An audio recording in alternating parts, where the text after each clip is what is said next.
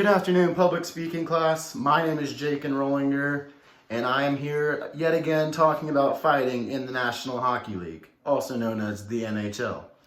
Last time we were together, I posed the question as to how many of you guys condoned or appreciated fighting on the national television level between professional sports players, mainly hockey players.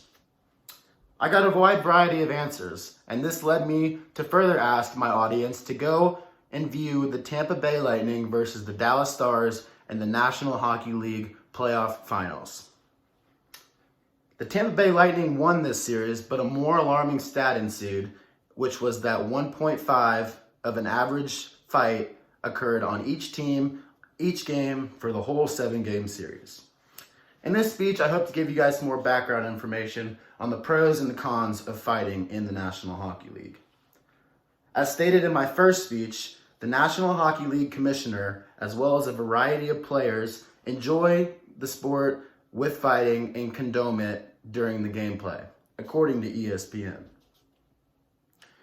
The main reason because of this is that fighting serves as a policing method, which can deter foul play and cheap shots during games. Without this, the amount of cheap shots could increase significantly, the amount of injuries could increase significantly, and the fan base could deter significantly without fighting in the sport. Sometimes referees do not see everything that happens on the rink. This is why the policing method of fighting is heavily used between NHL players in the National Hockey League.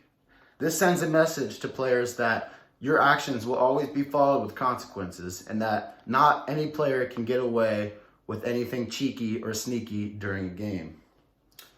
Another reason that National Hockey League wants to keep fighting in the sport is that it draws a tremendous amount of fan base from entertainment sources across the world. A report from the NBC Economic Studies reports an increased spike of 15% during each game, as if one game has no fights, increases 15% with a game with fights. This adds to the entertainment value and is a determinant of why people turn on the National Hockey League. Finally, National Hockey League sees this as common tradition among players and an unwritten rule and code that is instilled in National Hockey League from its origins. The Britannica Pro-Con reports that 20% of fights happened each game in the 20s and increased 10% each year until it fully hit 100% in 1980. From the 90s and 2000s, we see a slight decrease in the amount of fights per game, which leads us to where we are now at around 40%.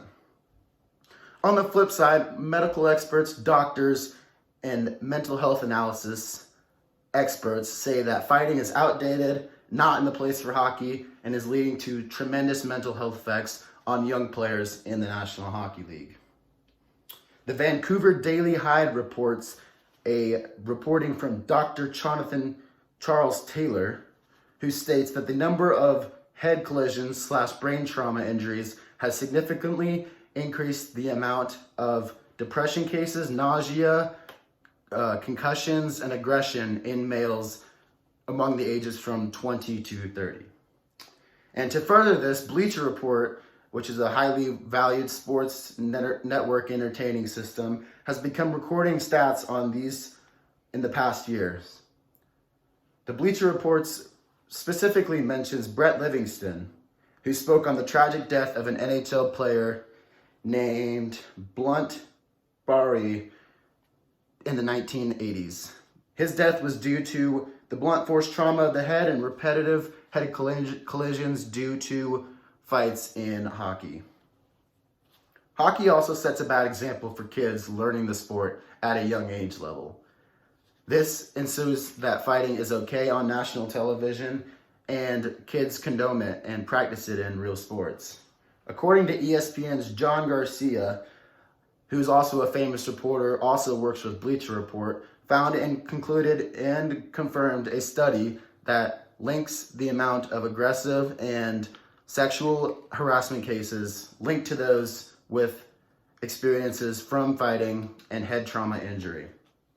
So there's two big sides of this argument as whether fighting should be allowed or dismantled in the National Hockey League. Both give good sides and both give good stories, but there's only one real answer, and I will tell you guys that in my next video. So take care. Thank you guys so much. Have a good day.